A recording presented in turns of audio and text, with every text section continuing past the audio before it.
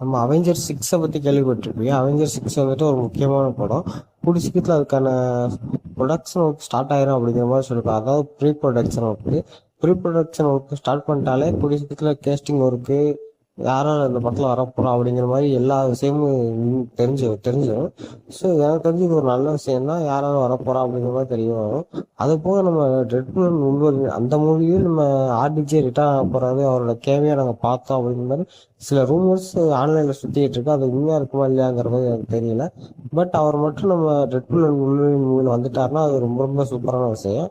அதை தொடர்ந்து அவெஞ்சர்ஸ் 6க்கான ஒர்க்கும் கூடிய சீக்கிரம் ஸ்டார்ட் ஆகிரும் அப்படிங்கிறத நம்ம அந்த படத்தை வச்சே நம்ம நம்பிடலாம். படமும் கூடிய சீக்கிரம் வரப்போகுதுன்னு ஒரு 20 நாள் கூட இல்லை. இப்போதைக்கு இந்த படத்தை பற்றி நிறைய லீக்ஸ் வெளியே வந்துட்டு இருக்கு. ஸோ எனக்கு தெரிஞ்சு அவெஞ்சர் 6க்கு இந்த ட்ரிபிள் முழுவதும் ஒரு முக்கியமான அடிக்கல்லாம் இருக்கும் அப்படின்னு நான் நம்புறேன். இதை பற்றி உங்கள் தாட்ஸ் என்ன கீழே கமெண்ட் பண்ணுங்க. அடுத்த வீடியோ